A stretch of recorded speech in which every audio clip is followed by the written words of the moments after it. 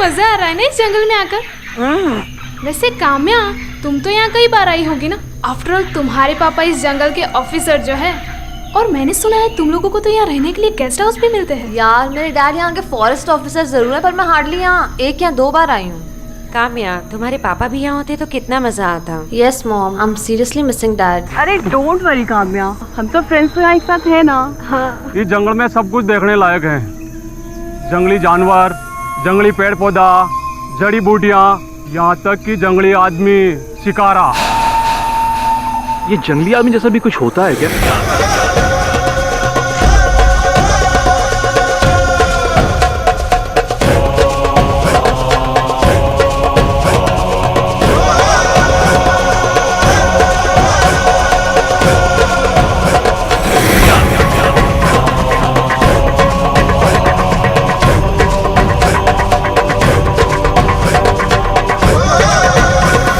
हमारा विश्वास करो, जंगली आदमी होता है। एक दिन जंगल में मैंने जंगली आदमी की झलक दिखी। मैं उन्हें पूरा ना देख पाया, पर मारे विश्वास करो, ये हट्टा कट्टा और ये पहाड़ सा बदन और ये विकप बाजू।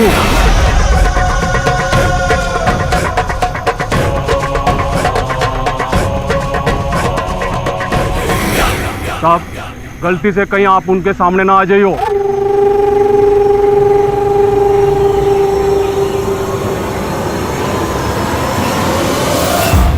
अमेजिंग यार, ये तो किसी हिंदी फिल्म के हीरो जैसा होगा। उसके बारे में ये सब सुन के मैं तो उससे मिलने के लिए बहुत बेचैन हो रही हूँ। काम्या, गर्ल्स, इतना एक्साइटेड होने की कोई जरूरत नहीं है। जंगली आदमी है, he could be dangerous. Someone is getting jealous, हाँ? चलो चलो।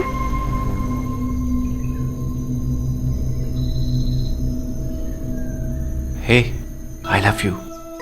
I love you too.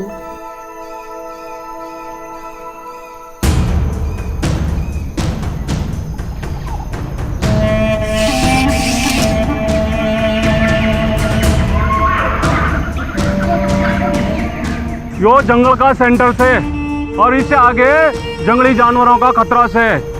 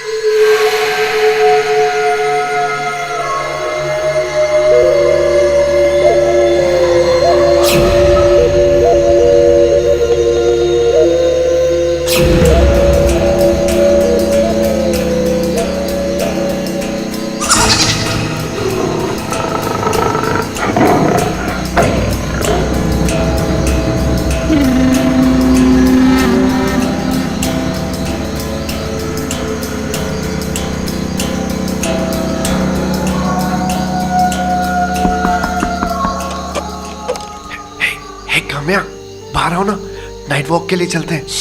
अरे इस वक्त? हाँ, बहुत मजा आएगा। अरे कम ऑन, चलो ना। मॉम जाग जाएंगी, जा तू। अरे किसी को कुछ पता नहीं चलेगा, तुम आओ ना, कम ऑन प्लीज। ओके।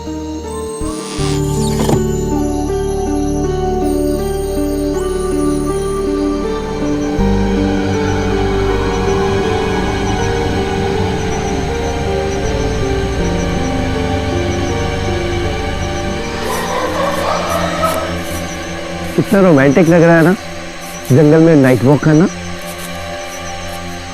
अब मुझे एक्चुअली बहुत डर लग रहा है। हम यहाँ से चलें प्लीज। बेबी, तुम डर क्यों रही हो? मैं हूं ना तुम्हारे साथ। सोहेल नहीं, प्लीज चलो सोहेल।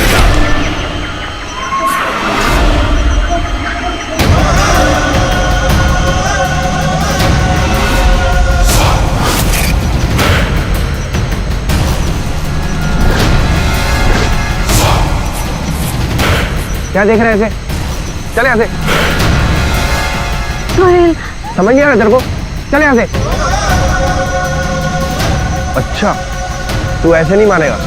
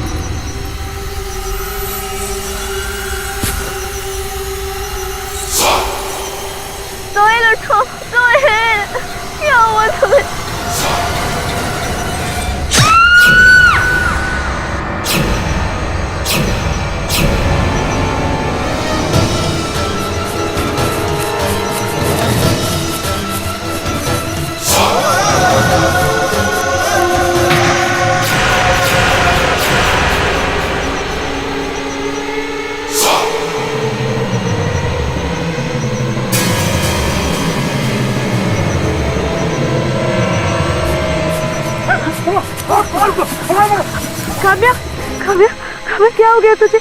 काव्या मेरी बच्ची, काव्या आगे खोलो काव्या, काव्या तुम्हें कुछ नहीं हो सकता काव्या।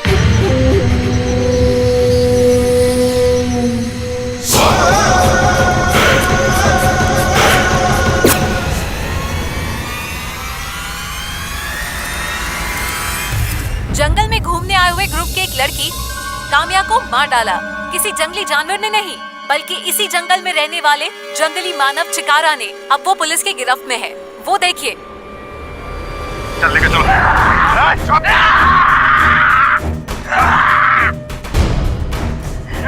चल चल पीछे हटो, पीछे पीछे पीछे पीछे चलो। डाल गाड़ी, चल चल चल। तो ये जंगली मानव ही कातिल है। काम्या मेरी दोस्त थी और सर मैंने तो जंगली आदमी सिर्फ फिल्मों में देखा, पहली बार रियल लाइफ में देखा। आपको क्या लगता है, क्या जंगली आदमी खून कर सकता है? नहीं, उसने खून नहीं किया। वरुण, ये बैठिए। मेरा नाम डॉक्टर तमन्ना जोशी है। मैं एक वाइल्ड लाइफ कंजर्वेशनलिस्ट हूँ और पिछले 2 साल से उसी जंगल के जंगली जानवरों पर रिसर्च कर रही हूँ। कहिए क्या सहायता कर सकता हूँ मैं आपकी? मैं आपके पास जंगली मानव चिकारा का केस लेकर आई हूँ और मैं दावे के साथ कह सकती हूँ कि उसने ये खून नहीं किया।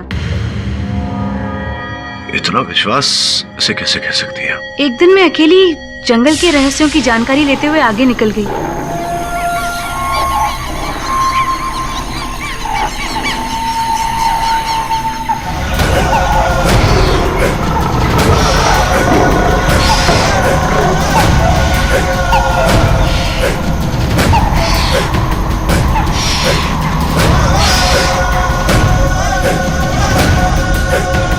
वो बिल्कुल मेरे सामने आकर खड़ा हो गया था।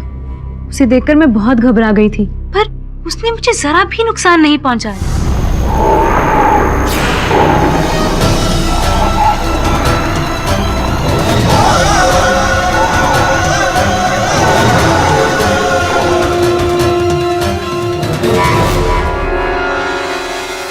आई इंसिस्ट, आपको एक बार उससे जरूर मिलना चाहिए। ठीक है तमन्ना जी, अब आग्रह कर रही हैं तो मैं भेंट कर लेता हूँ उससे एक बार। Thank you. आप अपना टाइम वेस्ट कर रहे हैं। वो जानवर है, इंसान नहीं है। संभल के रहिए। चीख सुने आपने? उसी की है। सोचिए जिसकी चीख इतनी हैवानियत भरी है, वो इंसान कैसा होगा? अगर आपको फिर भी उससे मिलना है, जाइए।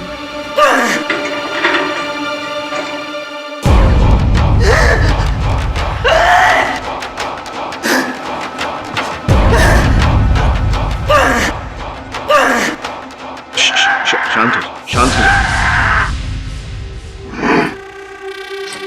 मैं क्यों बात कर रहा हूं तुमसे कि मैं जानता हूं कि तुम मेरी बात समझोगे नहीं, मेरी भाषा समझोगे नहीं। तुम तो ये भी नहीं जानते कि तुम्हें यहां क्यों लाया गया है। मैं एक चित्र आंक कर लाया हूं तुम्हारे लिए।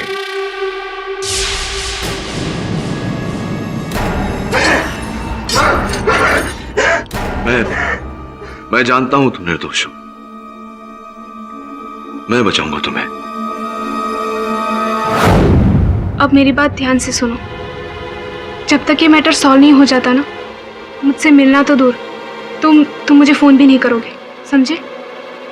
एंड डोंट वरी, कोर्ट में ये बात साबित ही नहीं होगी।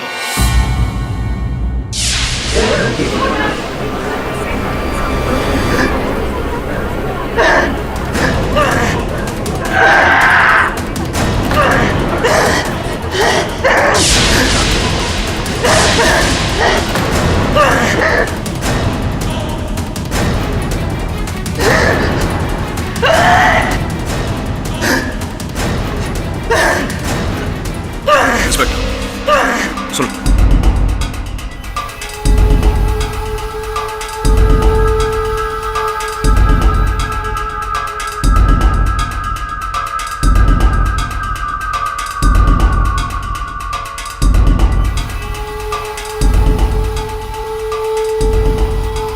अदालत की कार्यवाही शुरू की जाए। योर ऑनर, ये केस आज इंसान और इंसान के बीच का नहीं है, एक इंसान और जंगली जानवर के बीच का है, जो जानवरों में रहकर और भी जंगली हो गया है। मिस दीक्षित, मेरा मोवक्किल एक इंसान है, मानव है, कोई जंगली जानवर नहीं है। मिस्टर पाठक, इसको जानवर ना कहूँ तो क्या कहूँ? जानवरों के बीच में जानवरों से भी ज्यादा बदतर हो गया है। I object your honour. मैं निवेदन करूंगा अदालत से कि आप प्रोसिक्यूटर साहिबा को आगाह करें कि मेरे मुवक्किल को जानवर कहकर ना पुकारें। जंगली जानवर नहीं है तो क्या है mister KD? Please elaborate. Prosecutor साहिबा, आपकी तरह इनके भी 2 हाथ, 2 पांव, 2 आंख, 2 कान है। आपकी तरह ये भी मनुष्य है, इनका भी एक नाम है, चिकारा। इसी नाम से आप संबोधित करें। योर ऑनर, ये जो जंगली जानवर, सॉरी, क्या नाम बताया था इसका? चिकारा। यस, चिकारा। इसने काम्या जी के पेट में ये पत्थर नुमा हथियार काम्या के पेट में खोपकर उसकी हत्या कर दी। योर ऑनर, प्रोसिक्यूटर साहिबा जानवरों की बात कर रही है। जानवर भी बिना किसी कारण किसी को हानि नहीं पहुंचाते। मेरे मुवक्किल के पास कोई कारण नहीं था यह हत्या करने का। यह हत्या इन्होंने नहीं की है। कारण था योर ऑनर, भूख। भूख एक इंसान को भी जानवर बना देती है। ये काम्या को चीरकर खाने ही वाला था, लेकिन तभी वहां पे लोग आ गए। मैं अपना ये पॉइंट प्रूव करने के लिए कटघरे में बुलाना चाहूंगी डॉक्टर सुनील त्यागी को। अनुमति है।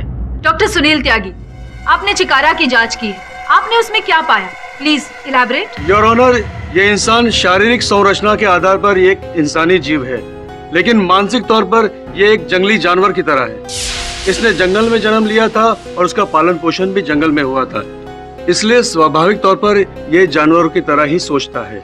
एक जानवर का दूसरे जानवर को मारने के 2 खास कारण होते हैं। एक अपनी भूख मिटाने के लिए और दूसरा दूसरे जानवरों से अपनी सुरक्षा के लिए। लेकिन ये आप कैसे कह सकते हैं? मैंने ऐसे कई तरह के केस देखे हैं। ये ऐसे मानव जीव होते हैं जो भेड़ियों, बंदरों और दूसरे कई जानवरों के द्वारा पाले जाते हैं, और ऐसे पाले गए प्राणी का व्यवहार भी जानवरों की तरह ही होता है, जैसे कि उन्हीं की तरह आवाजें निकालना, उन्हीं की तरह हाव भाव, उन्हीं की तरह व्यवहार करना। योर ऑनर, अभी कुछ ही समय पहले की बात है, अमेरिका के वर्जीनिया शहर में एक आदमी ने फॉक्सहाउंड नाम के कुत्ते को पाल रखा था। वो 1 हफ्ते के लिए अपने दोस्त की शादी में गया हुआ था, पर गलती से वो अपने कुत्ते के लिए खाना रखना भूल गया। जब वो वापस लौट कर आया तो भूख से बेहाल उस कुत्ते ने अपने ही मालिक को नोच नोच कर खा गया। थैंक यू डॉक्टर त्यागी, आप अभी जा सकते हैं। योर ऑनर, ये एग्जाम्पल था एक पालतू जानवर का भूख के कारण जंगली बन जाना। ऐसा ही कुछ यहाँ पे हुआ है, और इस बात की गवाही के लिए मैं कटघरे में बुलाना चाहूंगी सोहेल को। इजाजत है? जी हाँ, उस रात मेरे ही कहने पर काम्या मेरे साथ आई थी। सोहेल, मुझे एक्चुअली बहुत डर लग रहा है। हम यहाँ से चले प्लीज। बेबी, तुम डर क्यों रही हो? मैं हूं ना तुम्हारे साथ। सोहेल नहीं, प्लीज चलो सोहेल।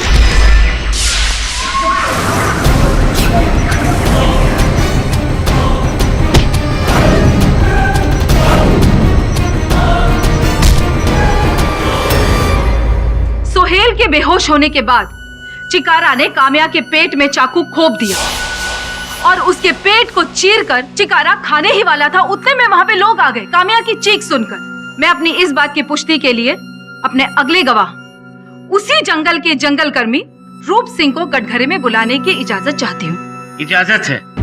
रूप सिंह, घटना की रात आपने क्या देखा? Please elaborate. उस रात मैं क्वार्टर ऑफिस के बाहर सोया होता जी। मैं अपनी बंदूक और रस्सी लेके आवाज की दिशा में दौड़ दिया। थोड़ा आगे जाकर देखा तो वो छोरा बेहोश पड़ा हुआ था, और यो अपने दोनों हाथों से ये छोरी का पेट चीर रहा था।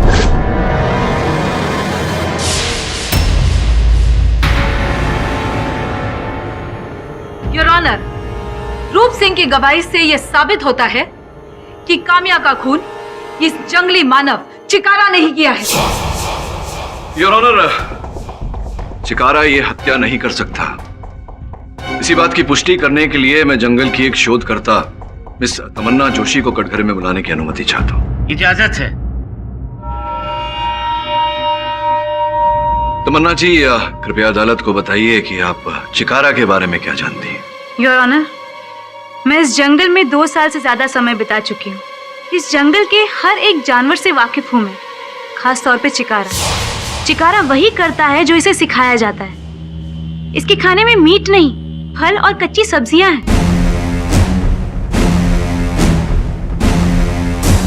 योर ऑनर, जैसे डॉक्टर सुनील त्यागी ने कहा, चिकारा जैविक रूप से तो इंसान है, लेकिन मानसिक रूप से वो जानवर ही है। हो सकता है उसके मुंह कभी खून लग गया हो और वो नरभक्षी हो गया हो। That's not possible. ये नरभक्षी नहीं है।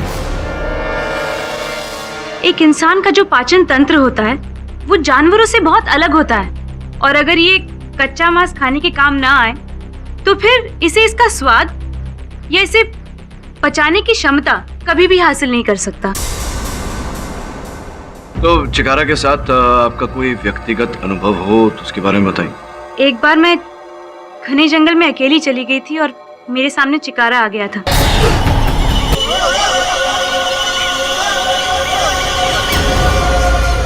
और उसके कुछ दिनों के बाद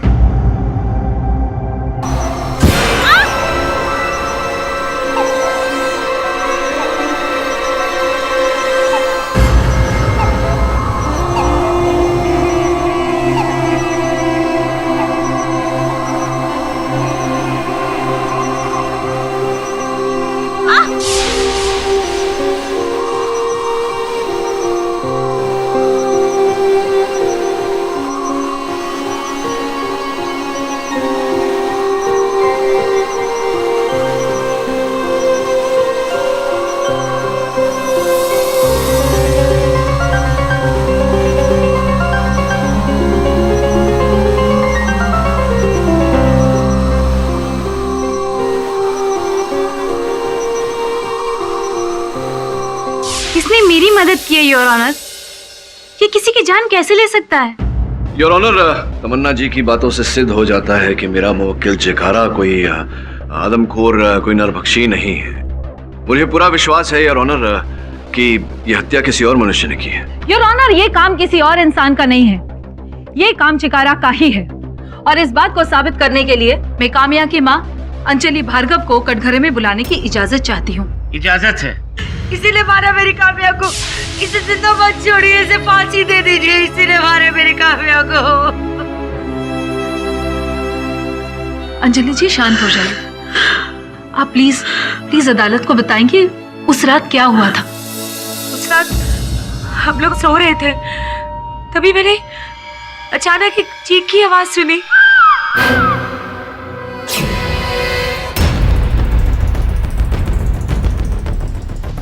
काम्या, काम्या क्या हो गया तुझे? काम्या मेरी बच्ची, काम्या आगे खोलो, काम्या छोड़ना मत इसे, इसी ने मारा मेरी काम्या को। अंजलि जी, आप अपनी जगह पे बैठ जाइए। योर ऑनर, मैं अपनी अगली गवाह निशा को कटघरे में बुलाने की अनुमति चाहती हूँ। इजाजत है। निशा, तो तुमने उस रात क्या देखा? उस रात किसी के चीखने की आवाज सुनाई दी।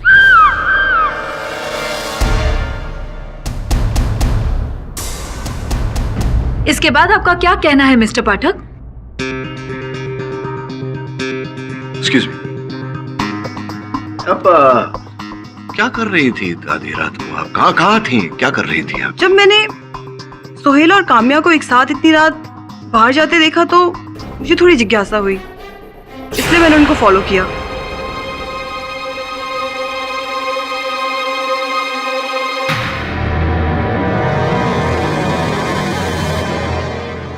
तो आपने उनका पीछा किया, तब तो आपने हत्या होते हुए देखा होगा। आपने वहां घटनास्थल पर जाने का प्रयास नहीं किया, उसे बचाने का प्रयास नहीं, कुछ नहीं किया ऐसा आपने? क्यों? मैं एक्चुअली रात के अंधेरे से डर कर वहां से वापस आ गई।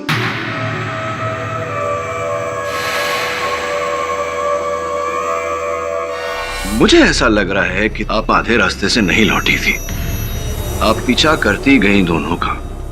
और चूंकि तुम सोहेल से प्यार करती थी और सोहेल काम्या से प्यार करता था, तो सोहेल को पाने के लिए आपने सोचा क्यों ना काम्या की हत्या कर दे और अपने प्यार को पा ले।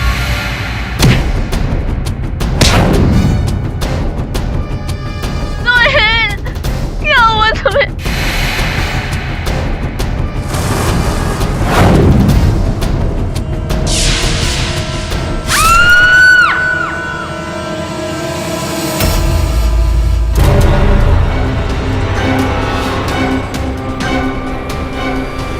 मैंने किसी का खून नहीं किया, मैंने किसी को नहीं मारा साहब। मैं तो अपने रूम में वापस आ गई थी। हाँ, लेकिन जब मैं अपने रूम में गई तो नीलिमा अपने बिस्तर पर नहीं थी।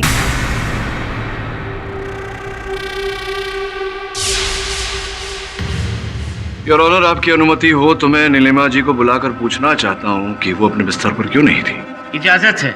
नीलिमा जी, निशा ने अभी भी बताया कि समय आप अपने बिस्तर पर नहीं थी, कहाँ गई थी आप? जी सर, मैं वॉशरूम गई थी। जब चीख सुनाई दी तब वॉशरूम गई थी, लेकिन आप फिर वहां पर बिस्तर पर नहीं थी। ठीक है, आप बैठिए, आपसे बाद में वार्तालाप करता हूँ। योर ऑनर, मैं निशांत को कटघरे में बुलाने की अनुमति चाहता हूँ। इजाजत है। निशांत जी, ये बताइए कि जिस समय काम्या की हत्या हुई आप कहाँ थे, क्या कर रहे थे? मैं अपने बिस्तर पर सो रहा था। अचानक से मैंने काम्या की चीख सुनी।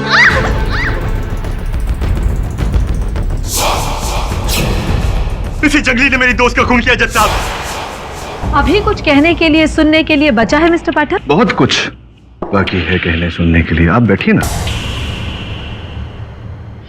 तो जहां तक मेरी जानकारी है, रोहन तुम्हारे साथ शयन कक्ष में था, तो वो तो इस बात का चश्मदीद गवाह होगा कि तुम सो रहे थे और चीख सुनाई दी तब उठे। रोहन उस वक्त कमरे में नहीं था। रोहन कमरे में था ही नहीं? क्यों? आधी रात गए आप, अपने शयन कक्ष में नहीं थे, कहाँ चले गए थे आप? मुझे नींद नहीं आ रही थी तो मैं टहलने चला गया था। टहलने गए थे आप आधी रात को? जी सर। कहीं ऐसा तो नहीं रोहन की टहलते टहलते ही तुमने काम्या की हत्या कर दी हो?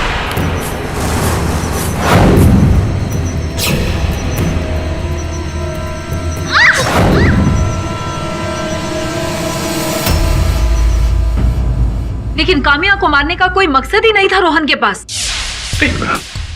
हाँ, मकसद, क्योंकि रोहन भाई साहब ने काम्या के साथ में जोर जबर किया था। मैं प्लीज तुम इसकी कंप्लेन मत करो। मैंने जो किया उसके लिए मैं माफी मांगता हूँ। I am sorry. तुमने जो किया उसकी सजा तुम्हें जरूर मिलनी चाहिए। काम्या, आई प्रॉमिस ऐसा कभी नहीं होगा। Kamya,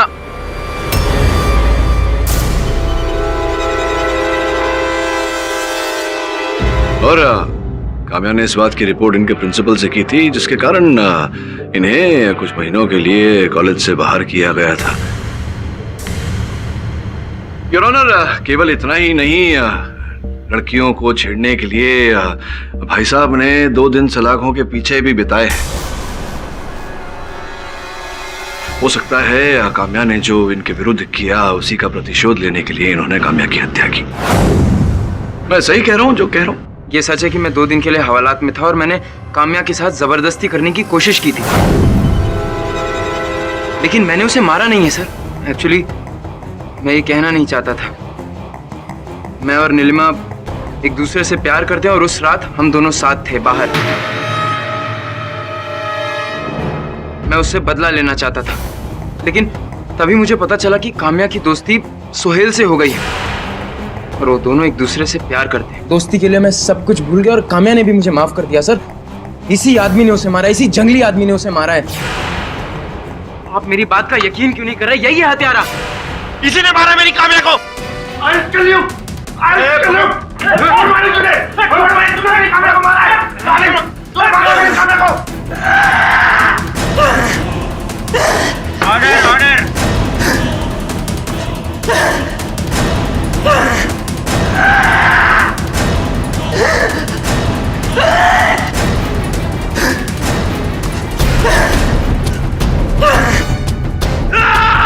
order, order.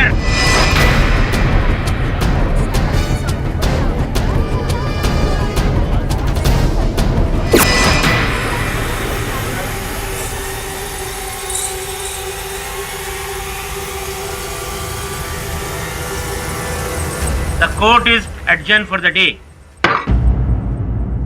देखा सर, मैं कह रही थी ना कि यही कातिल है। आज कैसे हंगामा किया उसने कोर्ट में। हाँ, लेकिन अदालत में सोहेल ने जो बर्ताव किया उसके साथ, ऐसे में तो किसी को भी क्रोध आना स्वाभाविक है। तो एक काम कर वरुण,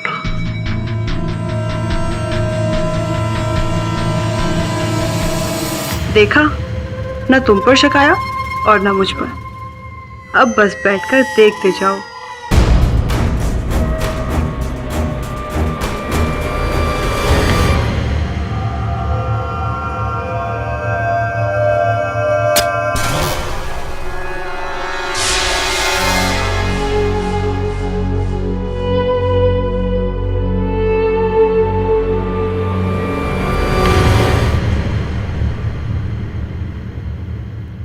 अदालत की कार्यवाही शुरू की जाए। योर ऑनर, जैसे आपने पिछली अदालत में देखा कैसे ये जंगली मानव एक इंसान से जानवर बन गया था। मिस्टर पाठक, क्या आप अब भी इसे निर्दोष समझते हैं? जी, क्योंकि योर ऑनर, क्रोध एक ऐसी प्रवृत्ति है जो एक भले मानुष को भी जानवर बनने पर उतारू कर देती है। अब सोहेल ने जो बर्ताव किया इनके साथ, स्वाभाविक है योर ऑनर कि इन्हें क्रोध आया और फिर इन्होंने जो किया वो किया। इस बात की पुष्टि करने के लिए मैं सोहेल को कटघरे में बुलाने की अनुमति चाहूंगा। इजाजत है। पिछली सुनवाई में आपको बड़ा क्रोध आया था चिकारा जी पर, क्यों ऐसा? क्योंकि मैं और काम्या एक दूसरे से बहुत प्यार करते थे और इसने मेरी काम्या को मुझसे छीन लिया। मुझे जानकारी मिली है तुम्हारे मित्रगण से कि कुछ समय पहले काम्या से तुम्हारी लड़ाई हो गई थी, झगड़ा हो गया था और इतना खराब झगड़ा हुआ था कि तुम्हें छोड़ने वाली थी, ब्रेकअप होने वाला था तुम। मिस्टर पाठक, आप इस केस को कौन सी दिशा में लेकर जा रहे हैं? बिल्कुल सही दिशा में, देखते जाइए आगे।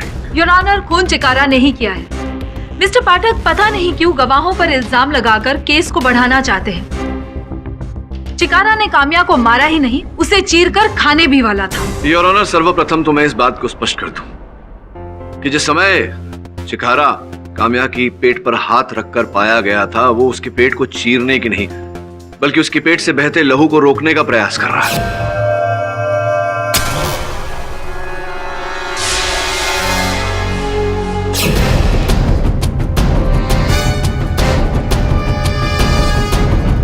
हुआ कुछ यूं था योर ऑनर कि चिकारा को देखकर ये और काम्या हड़बड़ा गए, दोनों के बीच में हाथापाई हुई।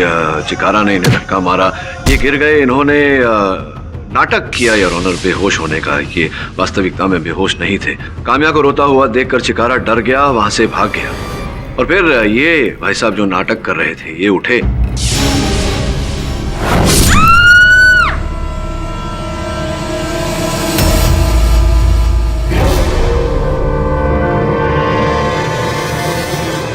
चाकू के ऊपर से अपने निशान पोंछ दिए। काम्या की चीख सुनकर चिकारा वहां लौटा और जब उसने काम्या के पेट में चाकू देखा योर ऑनर, तो उस चाकू को सर्वप्रथम निकाला और फिर उस लहू को रोकने का प्रयास किया। सर, आप समझ क्यों नहीं रहे हैं? मैंने काम्या को नहीं मारा, उसके लिए तो मैं अपने आप को भी मिटाने को तैयार था। सर, मैं काम्या को कैसे मार सकता हूँ? उसे बचाने के लिए तो मैं इस चिकारा से भी भिड़ गया था।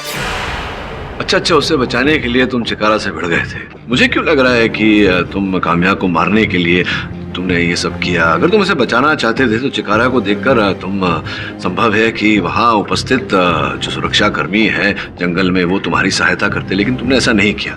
तुम परिस्थिति का लाभ उठाना चाह रहे थे। ऐसा कुछ नहीं है सर, मैं बुलाता भी तो किसे? ये रूप सिंह तो उस समय वहां पर था भी नहीं जब मैं और काम्या वहां से निकले।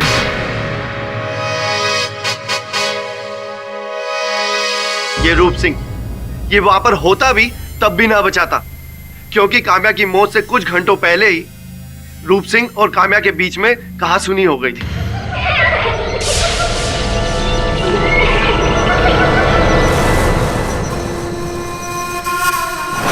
ए छोरी, थारे को समझ में नहीं आवे कि थारे को दिखा ना देवे।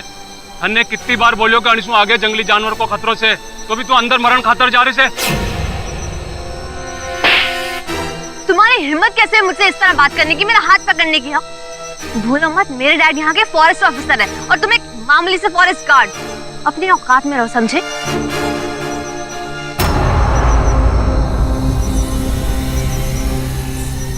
हैंड रख, जान दे उसे। जाने तो ना दूंगा इसे जिंदा। वो तुम्हारा मुंह से ऐसे गुस्से में निकल गया ऐसे, और गुस्से में तुमने उसकी हत्या भी कर दी। और ऐसे ही नहीं, तुमने प्रतीक्षा की जब अवसर मिलेगा तब करोगे, और उस रात को तुम्हें अवसर मिला।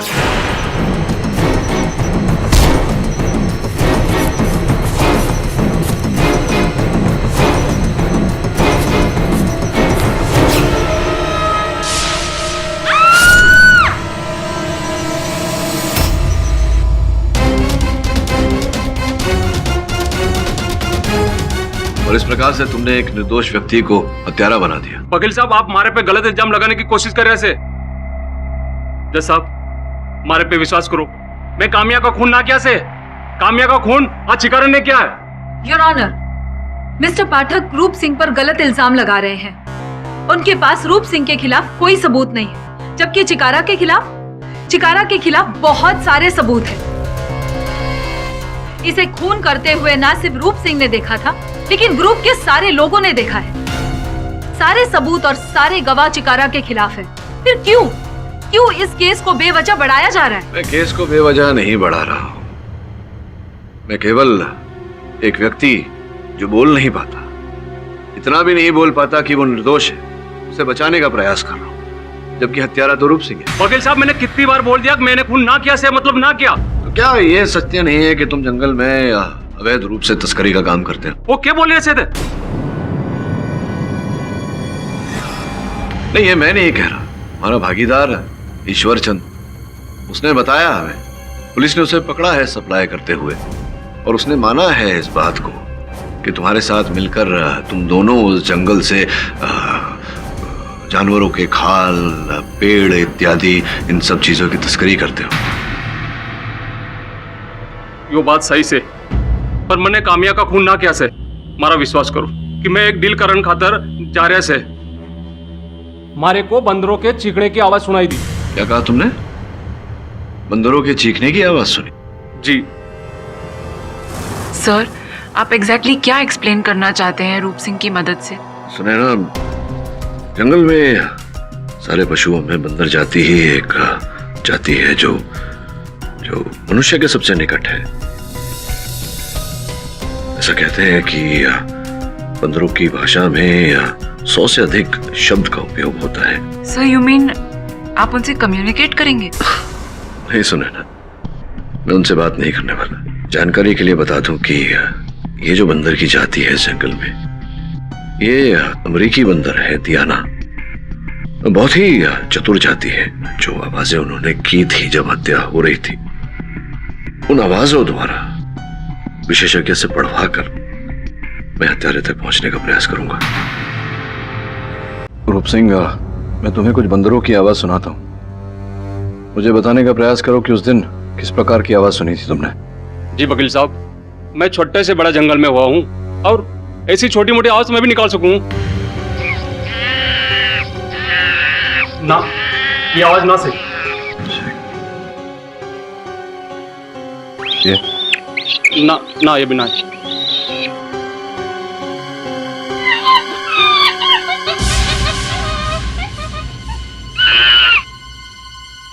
हाँ, कुछ ऐसी थी। नहीं, ऐसा कुछ या यही है? वकील साहब, यही आवाज से। पूरा विश्वास है तुम्हें? जी वकील साहब, मारे को पूरा विश्वास है, यही आवाज थी। राजेंद्र जी बताइए, बंदर के इस तरह चीखने का क्या मतलब होता है? मिस्टर पाठक, बंदर ऐसी आवाजें तभी निकालते हैं जब उन्हें किसी प्रकार के किसी इंसानी खतरे का एहसास हो, और खास करके तब जब उनके हाथ में हथियार हो। इतना तो हम भी जानते हैं राजेंद्र जी कि हत्या किसी मनुष्य ने ही की है। और ये इंसान जंगली मानव भी हो सकता है। जी नहीं मिस दीक्षित, मैं आपकी बात से सहमत नहीं हूँ। ये चिकारा तो वहीं जंगल में सब प्राणियों के साथ में रहता है। सारे प्राणी उसके दोस्त हैं, मित्र हैं। वो कभी चिकारा से कभी इस तरह का किसी खतरे का आभास नहीं करेंगे। मैं सही कह रहा हूँ राजेंद्र जी? क्या लगता है आपको, क्या कौन हो सकता है? मिस्टर पाठक, ये कहना तो मुश्किल है, उनकी भाषा सीमित है।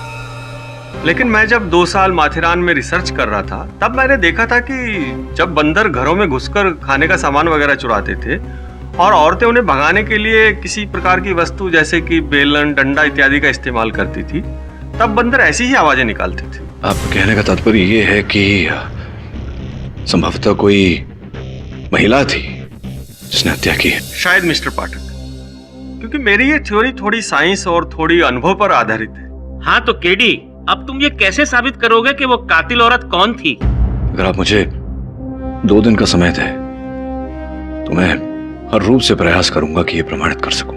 ठीक है केडी, हम तुम्हें 2 दिन का वक्त देते हैं। जी योर ऑनर।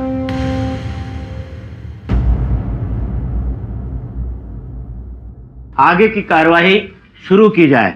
योर ऑनर, जैसा कि आप जानते ही हैं, अब ये संदेह उत्पन्न हुआ है कि इस केस में हत्या एक महिला ने की है योर ऑनर, इस केस से जुड़े और वहां घटनास्थल पर 3 ही महिलाएं उपस्थित थी, निशा, नीलिमा और अंजलि। कमाल है मिस्टर पाठक, एक बंदर के आवाज के आधार पर आप मुजरिम साबित करने की कोशिश कर रहे हैं। जी हाँ, संभावना कहा मैंने। क्या होता है कि संभावनाओं को टटोल कर ही व्यक्ति अपने उद्देश्य तक, अपनी मंजिल तक पहुंचता है। और जैसे कि मैंने कहा, संभावनाएं हैं तो ये सारी महिलाएं सस्पेक्ट्स हैं। अब इनके द्वारा योर ऑनर मुझे पूरा विश्वास है कि हम असल हत्यारे तक पहुंच ही जाएंगे। प्लीज इलैबोरेट, आपकी भाषा में विस्तार से समझाइए। अब आपकी आज्ञा को कैसे टाल सकता हूं योर ऑनर। इस समय हत्यारिन कौन है ये बताना कठिन है, किंतु मैं विस्तार में आपको बता सकता हूं कि घटनाक्रम क्या रही होगी। उस रात काम्या और सुहेल टहलने रात को बाहर निकले और वो महिला जो वहां उपस्थित थी, जिसकी व्यक्तिगत शत्रुता थी काम्या से, वो उनके पीछे पीछे बाहर निकली।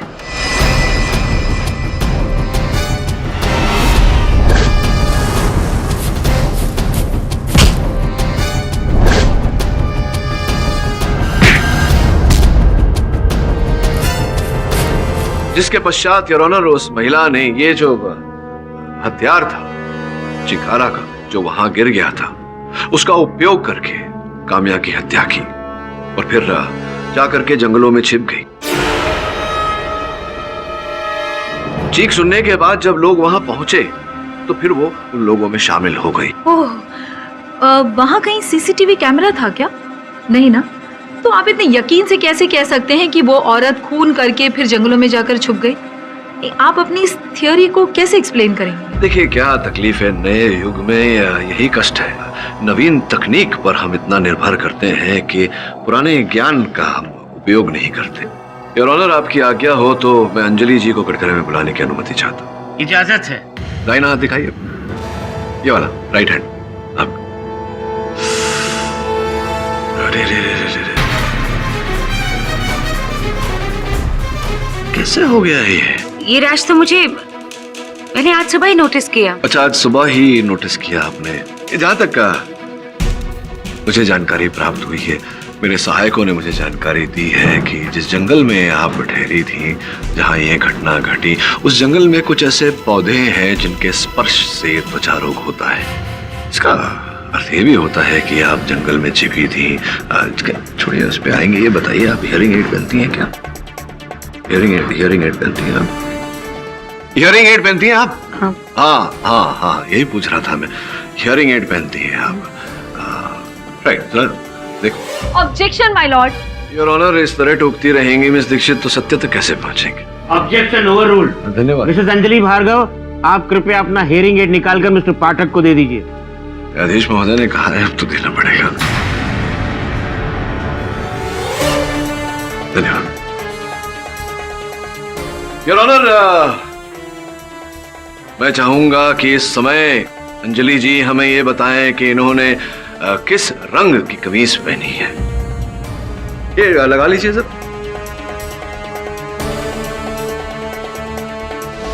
लग गया। न्यायाधीश महोदय प्रतीक्षा कर रहे हैं कि आप मेरे प्रश्न का उत्तर देंगी। अभी जो मैंने आपसे प्रश्न किया था, सुना नहीं है आपने प्रश्न। क्षमा चाहता, सुनाई नहीं दिया आपको, क्योंकि आपने हियरिंग एड तो पहना नहीं था, तो कैसे सुनाई देगा?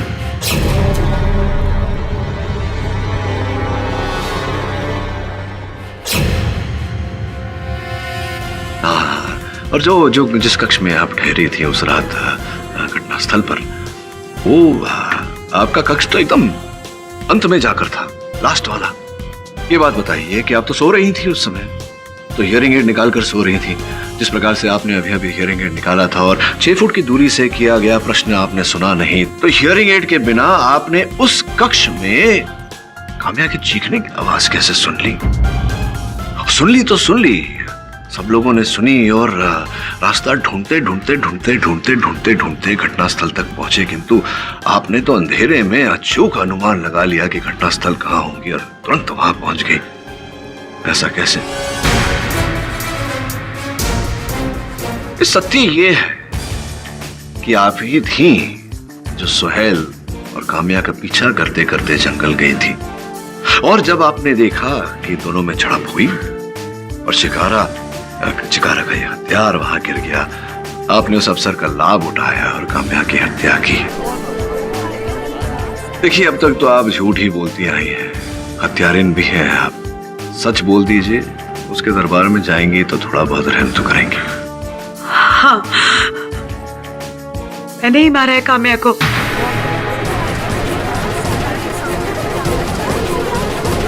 मैंने ही उसका खून किया। दरअसल मैं उसकी सौतेली माँ हूँ और मैं और साहिल एक दूसरे से प्यार करते हैं। उस दिन काम्या ने हमें पेड़ के पीछे एक साथ देख लिया था।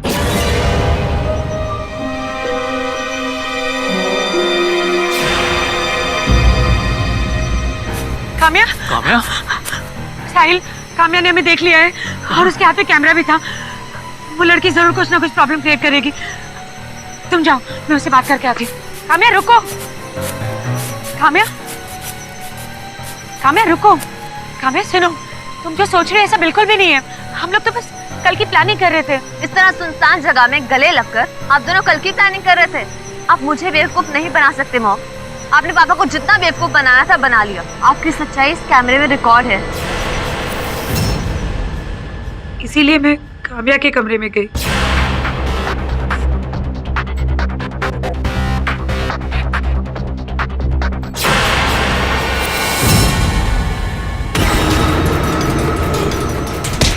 और फिर मैंने उनका पीछा किया।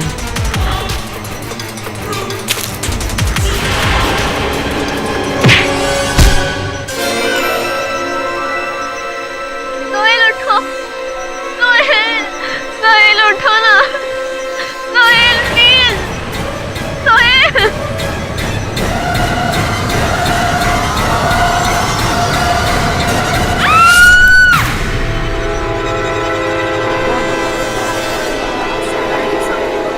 Defence dress. तमाम गवाहों की गवाही और सबूतों को मद्देनजर रखते हुए ये अदालत अंजलि भार्गव को काम्या के कत्ल का दोषी मानती है। लिहाजा यह अदालत उन्हें आजीवन कारावास की सजा सुनाती है और जंगली मानव चिकारा को सभी आरोपों से बाइज्जत बरी करती है। The case is closed.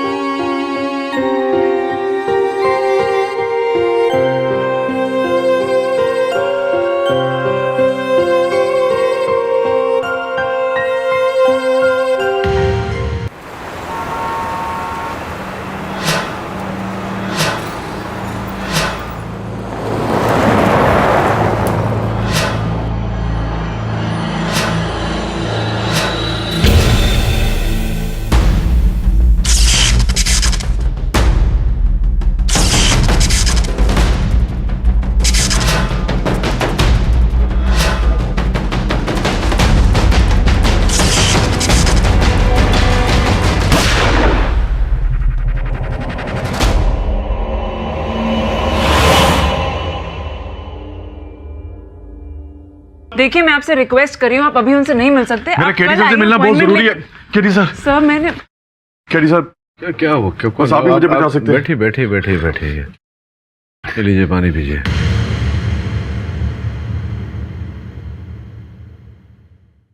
अब बताइए। मेरा नाम बद्री सिंह है और मैं एक साइंटिस्ट हूँ, IIT से गोल्ड मेडलिस्ट। सिर्फ आप ही हैं जो मुझे निर्दोष साबित कर सकते हैं। निर्दोष?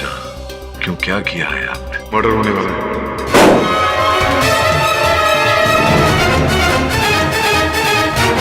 कत्ल? किसका कत्ल? श्रीनाथ उपाध्याय।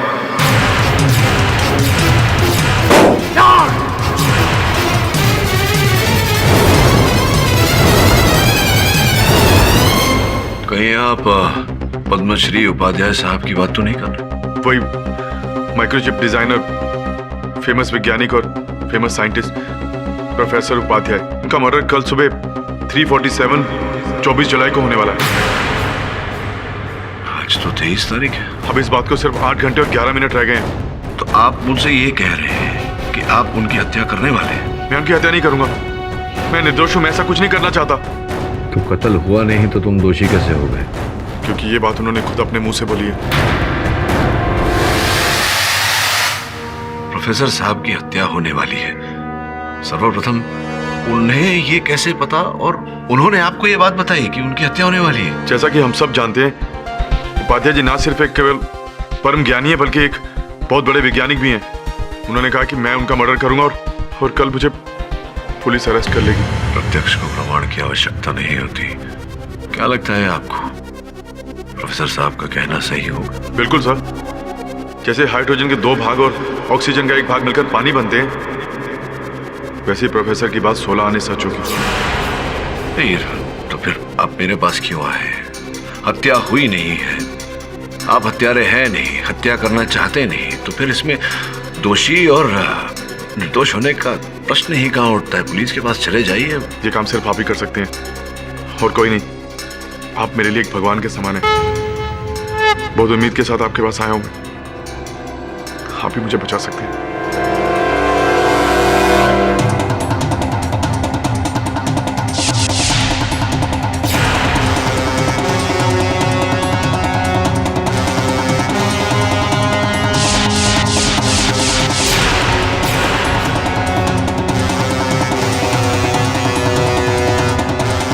सुनैना, बदरी पर इस तरह से नजर रखना जिस तरह से चील अपने शिकार को पकड़ता है। जी सर। और सुनिश्चित करना कि ये कार्यालय छोड़कर कहीं ना जाए। श्रवण, तू चल मेरे साथ। किधर बॉस? जिसकी हत्या होने वाली है उससे पूछताछ करना। चल।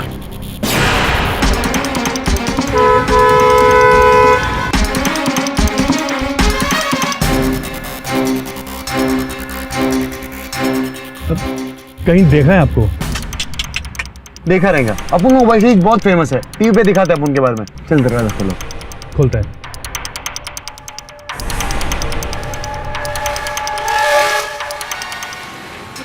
Hello mister Pathak, mister Upadhyay आपका वेट कर रहे हैं। This way.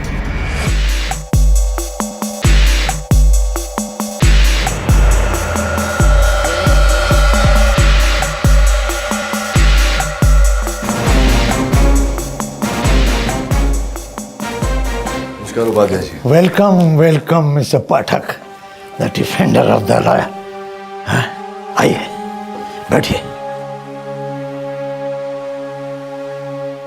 उपाध्याय साहब, ये तो सबको पता है कि आप कितने वरिष्ठ वैज्ञानिक हैं। विज्ञान के क्षेत्र में अनेक उपलब्धियां प्राप्त की हैं आपने, अनेक पुरस्कार भी प्राप्त किए हैं, पद्मश्री भी।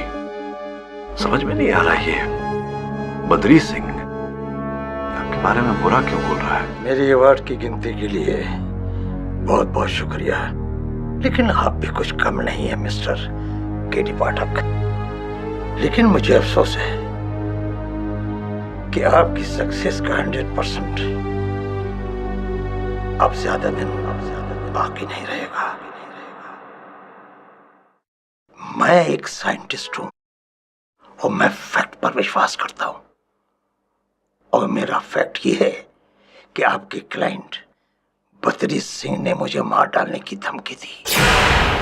मैं उनकी हत्या नहीं करूंगा। मैं निर्दोष हूं, मैं ऐसा कुछ नहीं करना चाहता। उपाध्याय साहब, आपको जानकारी दे दूं कि इस समय बद्री सिंह हमारे कार्यालय में है, उस पर नजर रखी जा रही है, वो वहां से निकल नहीं सकता। उस जैसे छोटे इंसान को आपकी जरूरत क्यों आन पड़ी? मैंने उसके लिए क्या क्या नहीं किया। उसे फर्स्ट ब्रेक दिया, उसने क्या किया, मेरे आइडियाज चुरा लिए, और जब मैंने उसे रंगे हाथों पकड़ा तो जानते हो उसने मेरे लिए क्या कहा? उसने कहा कि वो मुझे जान से मार देगा, और ये नहीं, उसने मेरी मौत का दिन और डेट भी मुकर्रर कर दिया। उपाध्याय साहब, आप तो जानते ही होंगे कि मैं सदैव सत्य और न्याय के पथ पर चलता हूं। मैं आपको आश्वासन देता हूं कि बद्री सिंह के मन में आपको मारने की कोई मंशा नहीं है। मिस्टर पाठक, ये चिकनी चिपड़ी बातें आप अपने कोर्ट के लिए संभाल कर रखिए। उपाध्याय साहब, अब्बा आप ही बताइए कि बद्री सिंह को क्या प्राप्त होगा, क्या लाभ होगा आपकी हत्या करके? मैं भी कितना बेवकूफ इंसान हूं। मैं जानता हूं कि बहसबाजी आपके खून में शामिल है।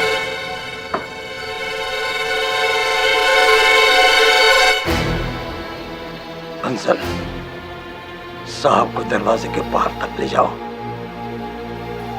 नहीं धन्यवाद, मैं स्वयं ही चला जाऊंगा।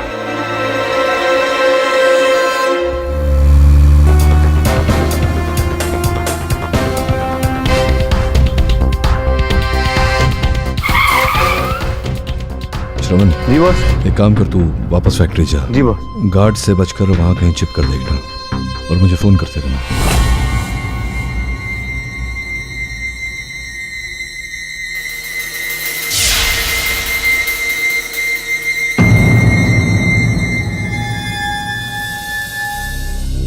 सब ठीक है?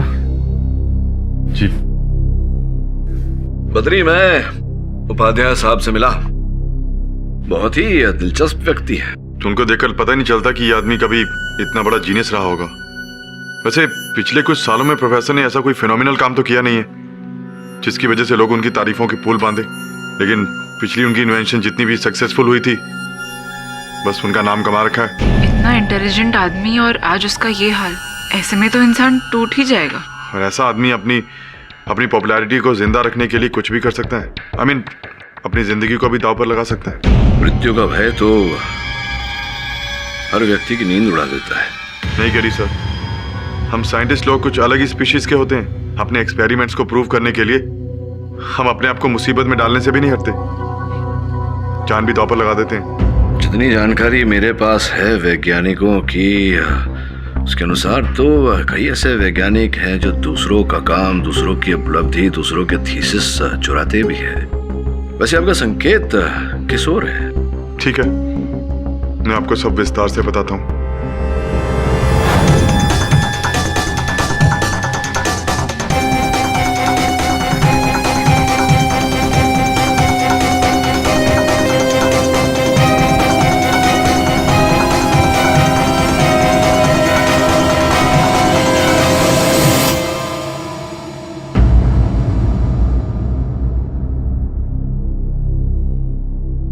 मैं रेस्टरूम इस्तेमाल करके आता हूँ।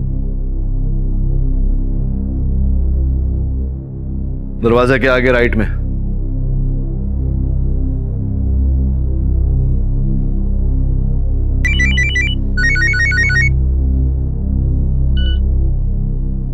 हाँ श्रमन बोल। बॉस, ये उपाध्याय है ना, पूरी रात अक्खा रात इधर बैठे है अपने ऑफिस में। समय की सुई धीरे धीरे अपने उद्देश्य तक बढ़ रही है, बस आंखें गहरी रख। जी बॉस।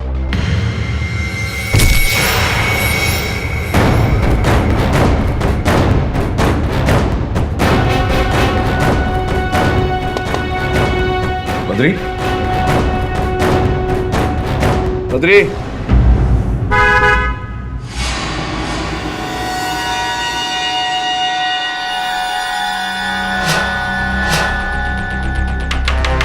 बद्री। हाँ समन बोल। बॉस, अभी एक गाड़ी आई, बोले तो एक तीसरा आदमी भी है। बॉस, वो उपाध्याय के ऑफिस की ओर बढ़ रहे हैं बॉस। तो बंसल और उसके सुरक्षाकर्मी कहाँ हैं? अरे इधर थे बॉस, और उन्हें किधर गए? तूने देखा उस व्यक्ति को? कौन है वो?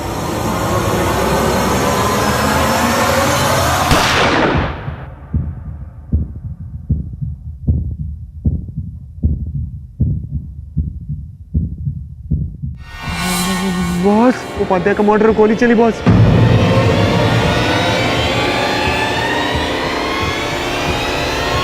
तू ऑफिस के आसपास मत जाना, जितनी जल्दी हो सके फैक्ट्री से निकल। निकलेगा ना? बद्री,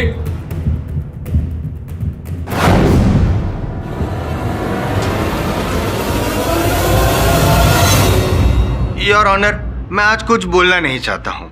मैं मेरे सीनियर श्री केडी पाठक जी से सवाल पूछना चाहता हूँ, उन्हें कटघरे में बुलाना चाहता हूँ। इजाजत है?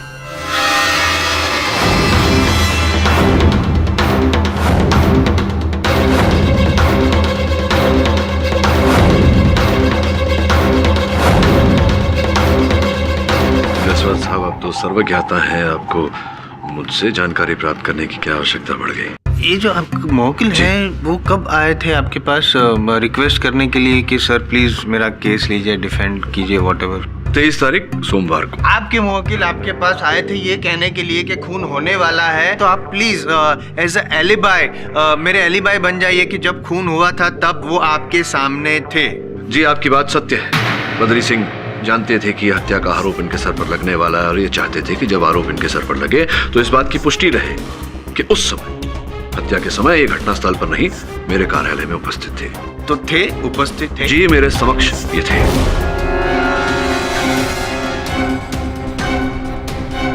सुनैना जी, जब खून हुआ तब ये आपके जो मुवक्किल हैं बद्री जी, क्या वो तब आपके सामने थे, आंखों के सामने थे?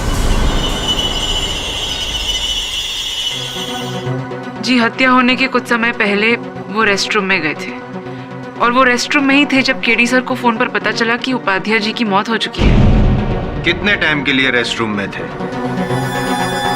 मैं एग्जैक्टली बता नहीं सकती। आपको पता ही नहीं है कि कितने टाइम के लिए बद्री जी आपकी नजरों के सामने नहीं थे? मुझे पता है योर ऑनर, बद्री जी बेकसूर है ये साबित करने के लिए केडी पाठक साहब की ऑफिस में कैमरा लगाया गया था, ये साबित करने के लिए कि जब खून हुआ तब बद्री जी वहीं पे मौजूद थे। पाठक साहब ने मुझे वो रिकॉर्डिंग दी है, मैं कुछ बोलूंगा नहीं, दिखाना चाहूंगा योर ऑनर।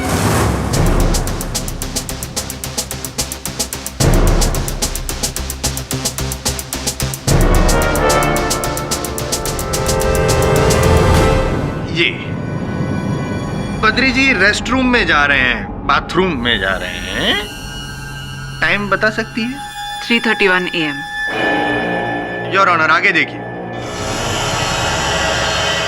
और ये बद्री जी बाथरूम में से बाहर निकल रहे हैं योर ऑनर, और क्या करके निकल रहे हैं इस पे हम लोग फिलहाल चर्चा नहीं करेंगे, लेकिन कितने बजे बाहर निकले ये मैं नहीं, सुनैना जी आपको बताएंगे। बताइए। 4:01 AM। अंदर गए 3:31 AM, बाहर निकले 4:01 AM।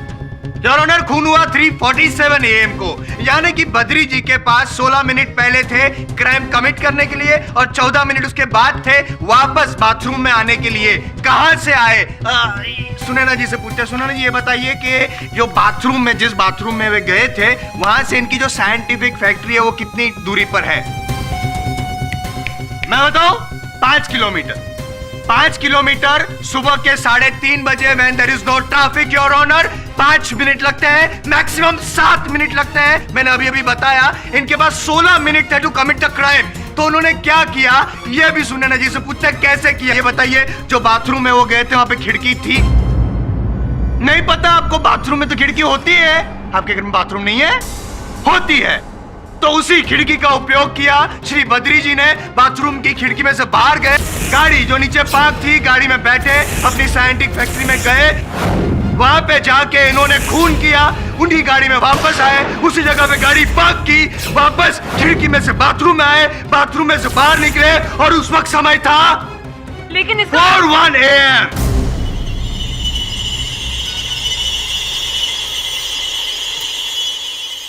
Object your honour, Jaiswal साहब अपनी कल्पना के आधार पर घटना का विवरण दे रहे हैं। Objection sustain.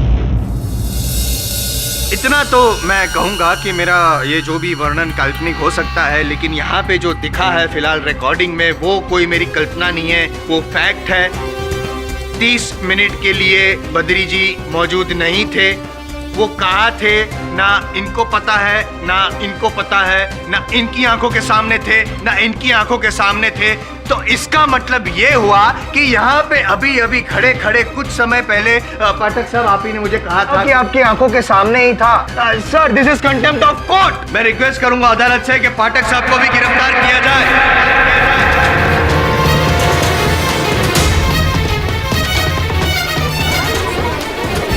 Order order, silence in the court please. लेकिन विद ड्यू रिस्पेक्ट, सीनियर हैं, टॉप शॉट लॉयर हैं, तो मैं चाहता हूं कि एक बार कटघरे में आए, मैं उनसे कुछ सवाल पूछूं, मैं प्रूव करूं, उसके बाद आप गिरफ्तार करें। प्लीज योर ऑनर, इजाजत है। योर ऑनर, प्रोसिक्यूटर साहब ने हत्या के समय बद्री सिंह की उपस्थिति के बारे में जितने प्रश्न किए हैं, मैंने सच सच उनका उत्तर दिया है। अब अगर आपकी अनुमति हो तो मैं इस अदालत में यह सिद्ध करना चाहता हूं कि बद्री सिंह स्वर्गीय उपाध्याय साहब का हत्यारा नहीं है।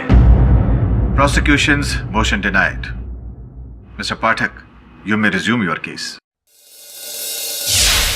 सरयू जी, उस रात क्या हुआ प्लीज बताइए। जी मैं अपनी सीट पे बैठ के काम कर रही थी और एकदम से मैंने गाड़ी की तेजी से कंपाउंड में एंटर करने की आवाज सुनी।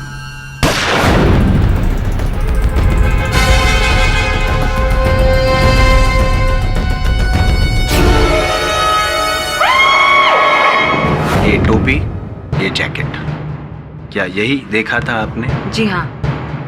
पाठक सर, आप कोई सवाल पूछना चाहेंगे? पूछ ही लेता हूँ।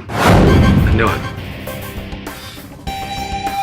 चलो जी, स्पष्ट रूप से बताइए, उस गाड़ी को आपने अंदर बाहर जाते हुए देखा था? जी नहीं, देखा नहीं था, मैंने सिर्फ आवाज सुनी थी। गाड़ी की आवाज सुनी थी तो कोई भी गाड़ी हो सकती है। गाड़ी की सब गाड़ियों की आवाज एक जैसी होती है। जी। ये जो काली जैकेट और काले कैप में जो व्यक्ति था, क्या वो मेरा मुवक्किल था? आपने देखा था उन्हें घटनास्थल पर? नहीं, मैं उसे देख नहीं पाई थी क्योंकि वो भागने की फिराक में था। मतलब आपने पीछे से किसी व्यक्ति को काले कलर के जैकेट में और काले कलर के कैप में देखा, तो वो व्यक्ति ऐसे ही लिबास में कोई और व्यक्ति भी हो सकता था। जी हाँ, पॉसिबिलिटी है।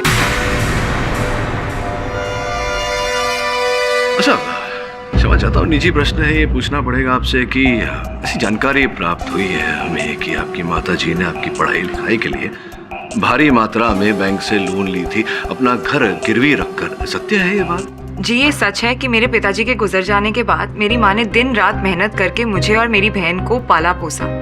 बट जिस एजुकेशन लोन की बात आप कर रहे हैं, उसकी EMI मैं ऑलरेडी देना स्टार्ट कर चुकी हूँ। हाँ, जानते हैं हम ये बात भी जानते हैं कि उपाध्याय साइंटिफिक प्रोसेसेस से जो वेतन आपको प्रदान होता था, उसका आधे से अधिक तो इस लोन की भरपाई में जाता था। तो पूछना चाहता हूँ आपसे, बड़ी ये जो रोजाना के जीवन के जो खर्चे हैं, तो उठाने में बड़ी कठिनाई होती होगी। मैं प्रश्न पूछना चाहता हूँ पाठक साहब से, योर ऑनर, की इनका मंथली इनकम क्या है, डेली एक्सपेंसेस क्या है, ये सब डिस्कशन करके क्या साबित करना चाहते हैं? योर ऑनर, मैं ये पूछना चाहूंगा कि बार बार मुझे टोक कर जायसवाल साहब को क्या प्राप्त हो रहा है? जो प्रश्न इन्होंने पूछा है उसके उत्तर में, योर ऑनर, मेरे पास यहाँ बैंक के खाते की सूची है, योर ऑनर, जो देखकर आप भी समझ जाएंगे कि मेरी संदेह की सुई क्यों इन पर आ रही है। आप ही के नाम का देखिए, आप ही के बैंक के खाते की सूची है। ये है? जी हाँ। ये देखिए, ये जो भारी राशि आपने जमा की है अपने खाते में, कहाँ से आई ये राशि आपके पास? जी ये मेरे खुद के कमाए हुए पैसे हैं। नहीं, कमाई तो आपकी खुद की ही है। जानने का प्रयास ये कर रहा हूँ कि कैसे कमाया आपने। जहाँ तक हमारा ज्ञान है, उपाध्याय साइंटिफिक प्रोसेसेस तो आपको वेतन चेक के द्वारा देता था। फिर ये देखिए, कैश डिपॉजिट, इतनी भारी मात्रा में कैश कैसे आया आपके पास? I'm sorry, मुझे याद नहीं है। आपको याद नहीं, या आप सत्य याद करना नहीं चाहती? संभवतः आप ये स्मरण नहीं करना चाहती कि उपाध्याय साहब, स्वर्गीय उपाध्याय साहब, उन्हें शंका हो गई थी कि उन्हीं के कोई अंदर का व्यक्ति उनके गोपनीय जानकारी को अपने प्रतिद्वंदी को बेच रहा है, और उन्हें आप पर शंका हो गई थी, और आप ही ऐसा करके उनके प्रतिद्वंदी से भारी राशि कमा रही थी, और वो आपको उसी रात नौकरी से निकालने वाले थे। मेरे अनुमान में इतना तो अधिक है। किसी व्यक्ति विशेष की हत्या करने के लिए क्या लगता है आपको? इनको क्या लगता है ये तो मुझे नहीं पता। मतलब ये भी हो सकता है कि ये सच हो या ना हो, लेकिन मुझे लगता है कि मेरे पास जो और गवाह हैं ये जरूर साबित कर देंगे कि इनके मुवक्किल जो हैं वो खूनी हैं। और गवाह के अलावा वो कैमरा रिकॉर्डिंग तो है ना योर ऑनर, इंसान झूठ बोल सकते हैं, कैमरा तो झूठ नहीं बोलेगा। जायसवाल साहब, आप भी के चश्मदीद गवाह ने कहा है कि वो व्यक्ति कोई और हो सकता था जिसने मेरे मुवक्किल जैसे पोशाक पहना था। और जहां तक आप कैमरा फुटेज की बात कर रहे हैं, तो आइए उस फुटेज का भी पोल खोल देते हैं।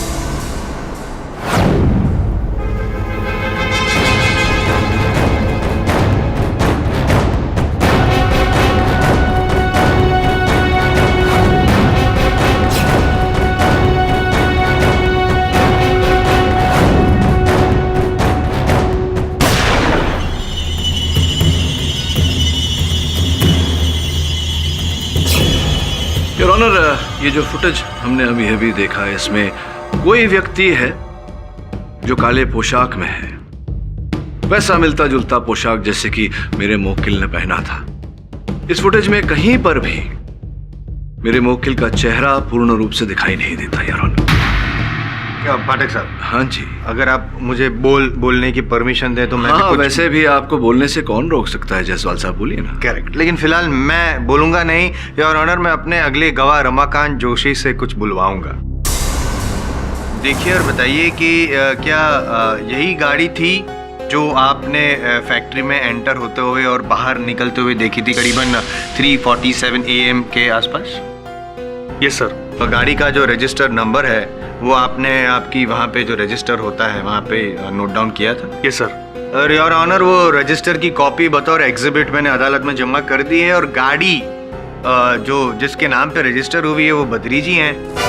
अब मैं और कुछ नहीं कहूँगा। आप पाठक साहब अगर कुछ कहना चाहे तो आई डोंट माइंड।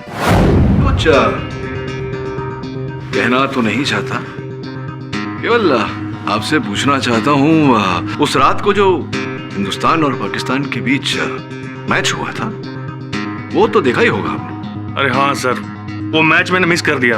क्या ना, ड्यूटी पर था मैं। बहुत बढ़िया मैच आपने मिस कर दिया योर ऑनर। उस मैच में हम हारने वाले थे, भारत हारने वाला था पाकिस्तान से 5 रन से योर ऑनर। लास्ट बॉल था और बल्लेबाज ने छक्का मार के हम सबको मैच जीता। अरे हाँ सर, ये क्या शॉट वाला बल्लेबाज है सर। पूरा स्टेडियम सर एकदम मस्त कर दिया सर जी। और सर बॉल मैडम के पास गई सर, वो गोरी मैडम के पास सर। अरे सर, मैडम ने क्या कैच किया सर। वो गोरी मैडम एकदम आइटम लग रही थी सर। ओए, क्या गोरी मैडम बॉल की बात कर रहा है? पाठक साहब, मतलब व्हाट इज दिस? मतलब ये अदालत में क्रिकेट मैच का डिस्कशन वाई? जायसवाल साहब, आपको समझने में इतना समय क्यों लगता है? सर्वप्रथम आपके बुलाए हुए इस चश्मदीद गवाह ने ये कहा कि ये मैच देख ही नहीं रहे थे क्योंकि ये ड्यूटी पर थे। अब ये लास्ट बॉल का इतना सुंदर वर्णन दे रहे हैं कि बॉल किस तरह से गिरी, किस तरह से टप्पा खाया बॉल ने, और जब उड़ाया गया बॉल तो वो क्या कहा आपने, गोरी मेम आइटम। तो इतना सुंदर वर्णन अगर ये मैच देखा ही नहीं इन्होंने तो कैसे दे रहे हैं, बताइए सर। नहीं सर, मैं बस थोड़ी देर के लिए मैच देखने गया था सर। लेकिन सर, मौत से बहुत देर पहले सर। ये तो असंभव है क्योंकि जिस बॉल का वर्णन कर रहे हैं ये तो 3:46 और 3:48 के बीच प्रसारित हुआ था। तो उससे पहले तो आप नहीं गए थे, तभी देख रहे थे, जिसका ये अर्थ होता है कि आप ड्यूटी पर तैनात नहीं थे। सर, मैंने छोटा सा ब्रेक लिया था सर। वो भी इसलिए सर क्योंकि रात को कोई आता नहीं है सर। मुझे स्मरण है कि जिस समय मैं आया था आपकी फैक्ट्री में उस समय भी आप अपने जोड़ीदार जो था आपका सुरक्षाकर्मी उसके साथ मैच ही देख रहे थे। मेरे कहने का तात्पर्य ये है योर ऑनर कि दोनों सुरक्षाकर्मी उस समय मैच देखने में व्यस्त थे, अपनी ड्यूटी पर तैनात नहीं थे, जिसका अर्थ ये होता है कि ये अदालत में अभियुक्त की पहचान नहीं कर सकते, जिसका ये अर्थ होता है जायसवाल साहब कि आपका ये प्रत्यक्षदर्शी गवाह, इसने कोई दृश्य नहीं देखा प्रत्यक्षी। और सर, आपसे पूछना चाहूंगा, सूत्रों से जानकारी मिली है कि स्वर्गीय उपाध्याय साहब आपको समय पर वेतन ही नहीं देते थे। कुछ 3-4 महीनों से आपको वेतन नहीं मिला था और केवल इतना ही नहीं, कुछ सालों से, वर्षों से आपको बोनस नहीं मिला, जिसके कारण आप और आपके जो जोड़ीदार सुरक्षा कर्मी थे दोनों बहुत ही क्रोधित थे उपाध्याय साहब से। योर ऑनर, मैं केवल इतना कहने का प्रयास कर रहा हूँ कि उद्देश्य था यहाँ। दोनों सुरक्षा कर्मी क्रोधित थे अपने नियोक्ता से, उन्हें अपना वेतन नहीं मिला था, ना ही बोनस मिला था, उनके पास हथियार भी था, अफसर भी।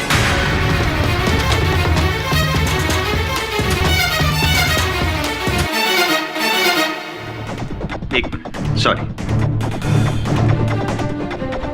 और पाठक साहब, इस रिवॉल्वर का क्या? जिस रिवॉल्वर से उपाध्याय जी का खून हुआ, बैलिस्टिक रिपोर्ट का भी यही कहना है। अब आप ये कहेंगे कि जैसे वो टोपी जैकेट किसी और ने पहनी, गाड़ी किसी और ने चुरा ली, तो वो किसी और ने इसी बंदूक से खून किया और जाके इनकी गाड़ी में रख दिया, है ना?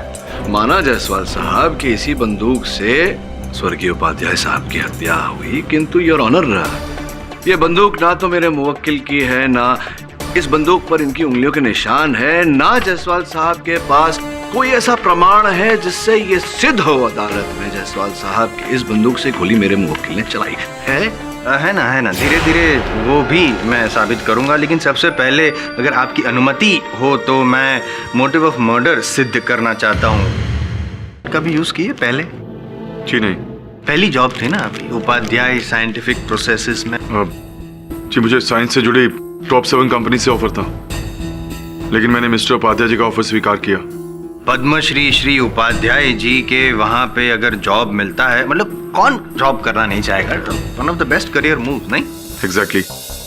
मैं मिस्टर उपाध्याय की बहुत इज्जत करता था, क्योंकि माइक्रोचिप डिजाइन फील्ड में वो किसी लेजेंड से कम नहीं थे। मैं यूं ही मतलब मैं लोगों से पूछ रहा था, इंक्वायरी वगैरह कर रहा था, पता नहीं क्यों उड़ती उड़ती ऐसी बातें आई कि उपाध्याय जी से, मतलब उनकी तरक्की से आपको थोड़ी ऐसी जेलसी थी।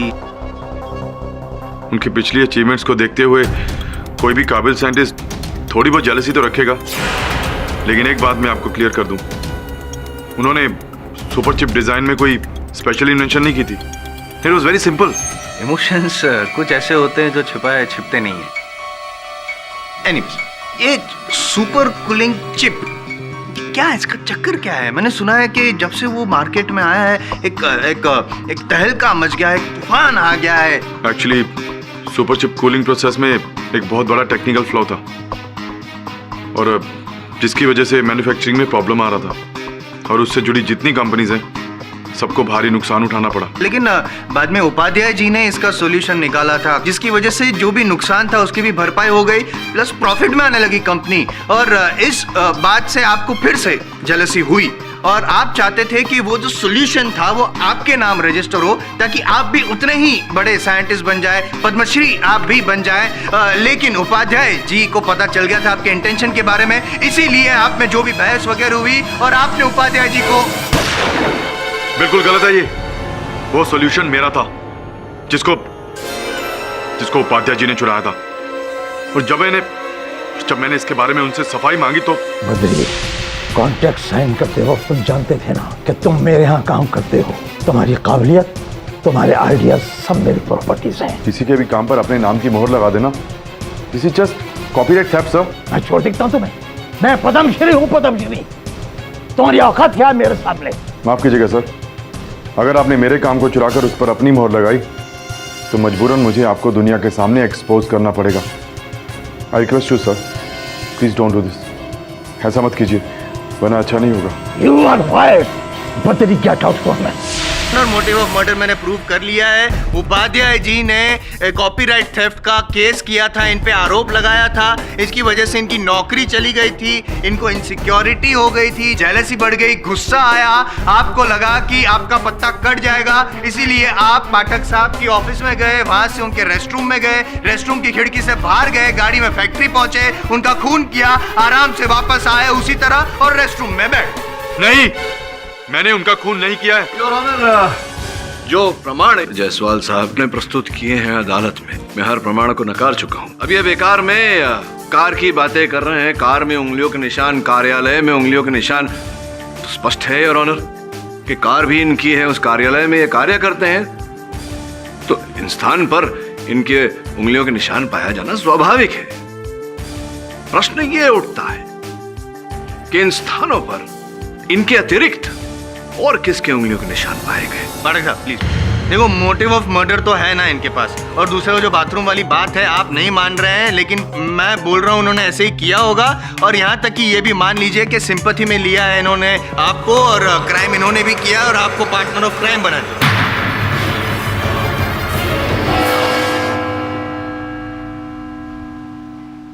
ये रही वो बैंक स्टेटमेंट्स जो आपने मांगी थी।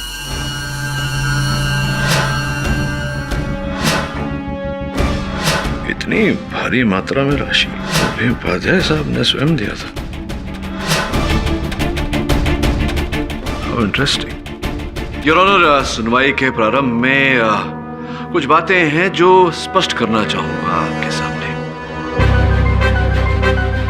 आपने कहा था कि ये जो आविष्कार है सुपर चिप को ठंडा रखने के लिए, ये आविष्कार आप ही ने किया था। ये जो आविष्कार था, ये सॉल्यूशन, इसका मूल्यांकन किया जाए बाजार में तो क्या राशि उतरेगी? कम से कम करोड़ों में तो होगी। वैसे भी सॉल्यूशन के बगैर सुपर चिप की मैन्युफैक्चरिंग फिजिबल ही नहीं थी। प्रोडक्ट्स महंगे होते और ओवरहीटिंग का खतरा भी बना रहता। इनफैक्ट ये कहूँ तो ये इस फील्ड में बहुत बड़ा आविष्कार था जिसको बहुत सारे अवार्ड्स भी मिलते। योर ऑनर, ऐसी ही उपलब्धियों के लिए स्वर्गीय उपाध्याय साहब जीते थे और कहीं न कहीं मुझे संदेह है कि इसी उपलब्धि के कारण उन्होंने मृत्यु को भी गले लगाया। इसमें कोई शक नहीं कि उनकी अचीवमेंट्स और उनकी डिस्कवरी, इन्वेंशन बहुत सारी थी, लेकिन पिछले कुछ सालों में क्या? पिछले कुछ सालों में ये अफवाहें उड़ रही थी कि वो यंग और ब्राइट साइंटिस्ट को हैक करके उनके इन्वेंशन पर अपनी मोहर लगा देते थे। योर ऑनर, मेरे पास यहाँ कुछ थीसिस है यार, जो विज्ञान के कुछ छात्रों ने लिखी थी। योर ऑनर, ये सारी थीसिस स्वर्गीय उपाध्याय साहब के थीसिस से मिलती हैं, जिन थीसिस के कारण उन्हें पिछले 12 वर्षों से अन्य पुरस्कारों से सुसज्जित किया जा रहा था। मेरे हाथ में यह अधिकार पत्र है उपाध्याय साइंटिफिक प्रोसेसेस। उपाध्याय साहब की कंपनी ज्वाइन करने से 3 महीने पहले इन्होंने इस आविष्कार का पंजीकरण करवाया था यार, जिसका अर्थ यह होता है यार कि यह सॉल्यूशन का आविष्कार इन्हीं ने किया था। योर ऑनर, मुझे पूरा विश्वास है कि उपाध्याय साहब की मृत्यु की ये जो गुत्थी है, ये उन्हीं के मन का आविष्कार थी। अपने मान, समाज में अपनी प्रतिष्ठा को बचाने के लिए उन्होंने एक कदम उठाया। हम सब जानते हैं योर ऑनर कि वो सनकी थे और एक सनकी व्यक्ति का ऐसा कदम उठाना, इसमें कोई आश्चर्य की बात नहीं। सर, आपके मुवक्किल से कुछ पूछना चाहता हूँ, क्या नहीं? Of course. Thank you sir. 30 minute bathroom में आप क्या कर रहे थे? जी मैं वो बेहोश हो गया था। मतलब आप बाथरूम में गिर गए? जी। बेहोश हो गए, उसकी वजह से चोट लगी, तो अब तक बताया क्यों नहीं? योर ऑनर, ये बात बताने में मेरे मुवक्किल को लज्जा का आभास हो रहा था। हत्या के बारे में सोच सोचकर इनमें मानसिक दबाव बढ़ रहा था यार, और शांत होने के लिए ये रेस्ट रूम गए और एक ऐसे रसायन का सेवन किया जिससे इनका मानसिक दबाव कम हो और उत्पन्न हुआ भय दूर हो। तो आपका ये मानना है कि मैं आपकी बात मान लूंगा और जज साहब भी आपकी बात मान लेंगे? जायसवाल साहब, अंत में अदालत सत्य को मानता ही है। योर ऑनर, इस स्तर पर मैं स्वर्गीय उपाध्याय साहब की पत्नी को कटघरे में बुलाना चाहूंगा। इस मेडिकल रिपोर्ट के अनुसार योर ऑनर, स्वर्गीय उपाध्याय साहब पार्किंसंस डिजीज से पीड़ित थे। सही कह रहा हूं मैं? जी। इस रोग के चलते योर ऑनर, बुद्धिमान से बुद्धिमान व्यक्ति अपना सुध बुध खो बैठता है।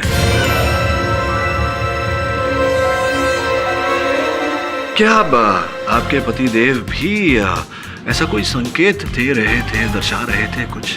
जी हाँ, घर पर मेरे लिए बहुत दिक्कत हो जाती थी। उनकी बीमारी काफी एडवांस स्टेज पर थी। कहते थे बेचारगी की जिंदगी से तो मौत ही अच्छी है।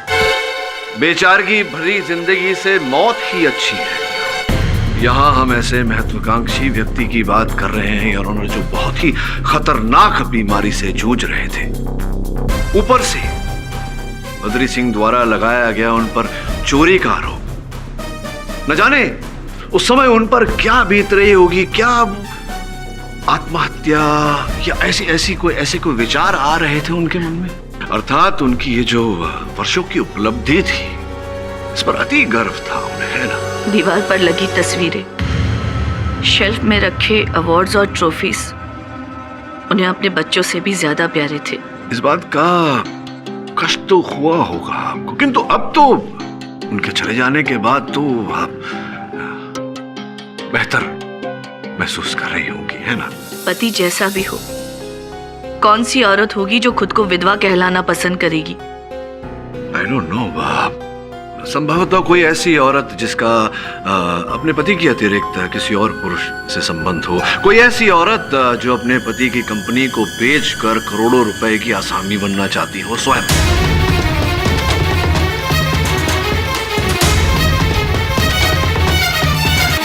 कि स्वर्गवासी प्रोफेसर साहब के देहांत से सबसे अधिक लाभ उनकी पत्नी जी का होता या नहीं? कैसी बकवास कर रहे हो आप?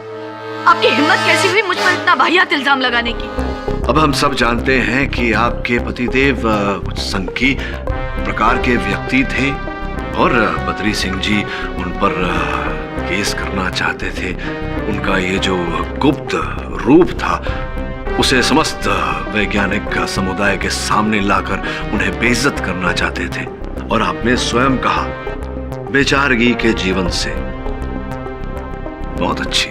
मौत अच्छी ये तो पता नहीं, लेकिन बात अच्छी की आपने। मतलब जो करने की कोशिश कर रहे हैं साबित कि यही खूनी है। मैं ये नहीं कह रहा कि मिसेस उपाध्याय ने श्री उपाध्याय की हत्या की। मैं ये कह रहा हूँ कि ये जो रोग से पीड़ित थे उपाध्याय साहब, दीमक की तरह ये रोग उनकी मानसिकता पर असर कर रही थी, उसे नष्ट कर रही थी। और कुछ ऐसी मानसिक स्थिति से वो परिचित हुए जिसके चलते उन्होंने स्वयं की हत्या करने की ये पूरी योजना बनाई। सहायक के रूप में उनकी धर्मपत्नी ने स्वयं उपलब्ध किया।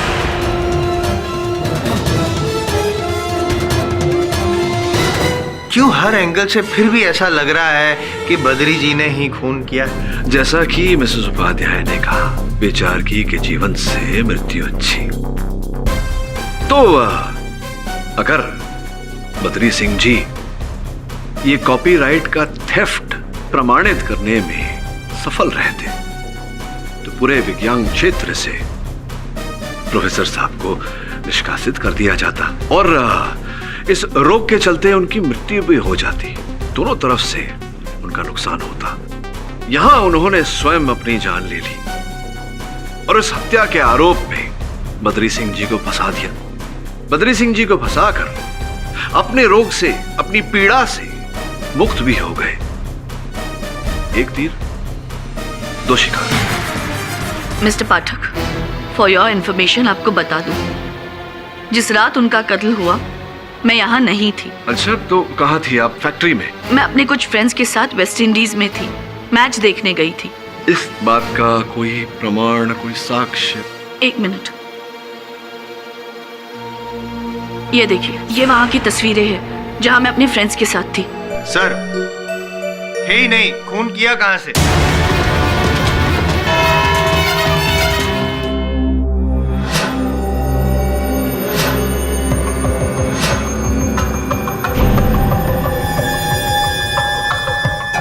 छोकरी, क्या तो भी वही देख रही है जो मैं देख रहा हूँ? केडी साहब, आपको वो रात याद है ना जब आपने मुझे सभी आने जाने वालों को रिकॉर्ड रखने को कहा था? हाँ हाँ याद है सर। उस रात मेरा भतीजा सूरज मेरे साथ था। क्या? जल्दी बोलो, मुझे लेट हो सर, उसी दिन उसने जिंदगी में पहली बार एक नया मोबाइल लिया था। सर, उसी मोबाइल फोन से इसने एक वीडियो निकाला है, बस वही आपको दिखाना है। दिखा?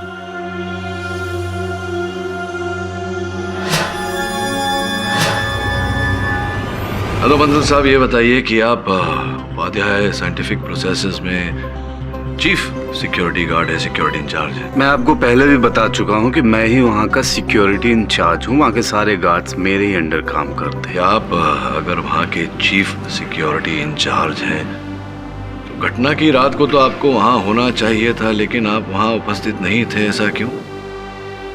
मैं वहीं था, वहीं मौजूद था, ड्यूटी पे था। ये आप कह रहे हैं कि आप वहाँ थे ड्यूटी पे तैनात, किंतु आपके जो दो गार्ड्स हैं जोशी और यादव, उन्होंने कथन दिया है कि उन्होंने तो आपको देखा ही नहीं था और घटना के उपरांत फिर आपको देखा। सर, दोनों एक नंबर के निठल्ले हैं, इसलिए काम से भगा दिया मैंने हम दोनों को। सुना है कि आपके बॉस उपाध्याय साहब ये जानते थे कि आप भारी राशि हारे हैं जुए में, और अगर ये जुए में हारी हुई राशि आप लौटाएं नहीं तो अंडरवर्ल्ड से आपको कष्ट हो सकता था।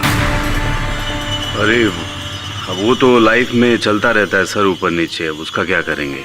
लेकिन उस रात आपको अपनी इस बड़ी हार की भरपाई करने का एक सुंदर अवसर प्रदान किया जो आपके इस पूरे जीवन को सही रास्ते पर, सही पथ पर ले आता है ना? क्या बोल रहे हैं, मुझे कुछ समझ में नहीं आ रहा है। मैं समझाता हूँ आपको। ये जो योजना बनाई थी उपाध्याय साहब ने स्वयं की हत्या करने की और उसके आरोप में बद्री सिंह को फंसाने की, एक वफादार व लालची कर्मचारी के रूप में आपने उस योजना को सफल बनाने में सहायता की। और कमाल की बात तो ये आपके बैंक की ये सूची है, ये देखिए। इसके अनुसार उपाध्याय साहब ने आपके नाम पर बहुत ही भारी राशि का चेक काटा था जो आपने अपने खाते में जमा किया था।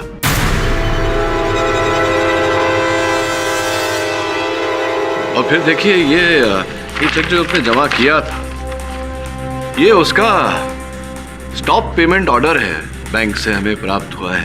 उपाध्याय साहब ने आपको इतनी बड़ी राशि दी और फिर आपने वो चेक को अपने खाते में डाला, उपाध्याय साहब ने तुरंत स्टॉप ऑर्डर लगा दिया। इसका क्या अर्थ हुआ? अब मैं क्या बोलूं सर, अब मुझे कुछ समझ में मुझे मैं समझाता हूँ।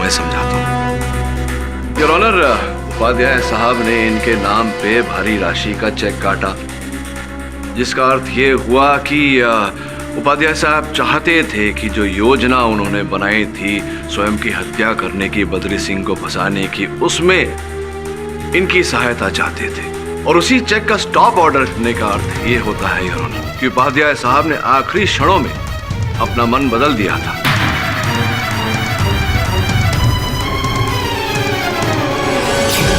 अब योर ऑनर, बंसल साहब के विरुद्ध अंतिम प्रमाण के रूप में मैं एक वीडियो अदालत में प्रस्तुत करना चाहूंगा जो एक व्यक्ति ने योर ऑनर अपने मोबाइल फोन से खींचा था।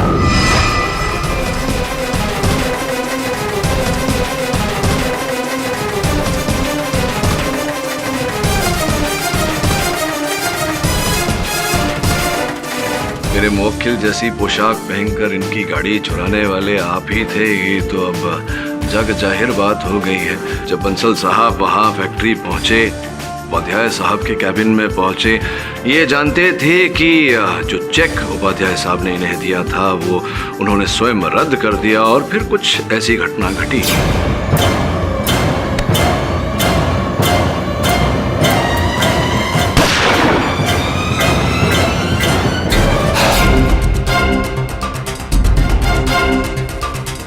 हुआ कुछ ऐसा था यार, इन्होंने घटना की रात पर दोनों ने ठल्ले गार्ड्स को ड्यूटी पर लगाए क्योंकि ये जानते थे कि वो ड्यूटी पर ध्यान नहीं देंगे, मैच देखने में व्यस्त हो जाएंगे। ये अपनी बाइक पर निकले ये कहकर कि ये घर जा रहे हैं विश्राम करने, किंतु ये मेरे ऑफिस आए जहां से इन्होंने बद्री सिंह जी की गाड़ी चुराई। वापस फैक्ट्री गए यार, जहां पर इन्होंने उपाध्याय साहब की हत्या की और फिर गाड़ी मेरे ऑफिस में छोड़कर वापस फैक्ट्री पहुंचे जैसा कि कुछ हुआ ही नहीं था। जिन कपड़ों का उपयोग इन्होंने हत्या के समय किया था यार ऑनर, वो इनके घर से बरामद हुआ है। ये फोरेंसिक रिपोर्ट जो कहता है कि बंदूक पर लहू के कुछ अंश पाए गए हैं यार ऑनर, जो बंसल साहब के ही हैं। स्पष्ट है यार ऑनर कि जिस समय उपाध्याय साहब ने इनके माथे पर वो पेपर वेट दे मारा, उस समय लहू के छींटे इनके गन पर गिरे। The defence arrest. तमाम गवाहों और सबूतों को मद्देनजर रखते हुए यह अदालत बीरेन बंसल को तुरंत हिरासत में लेने का हुक्म सुनाती है और बद्री सिंह को इस केस से बरी करती है। The case is closed. और भी दिलचस्प कहानी देखने के लिए हमारे चैनल को सब्सक्राइब करें और बेल आइकॉन दबाना न भूलें।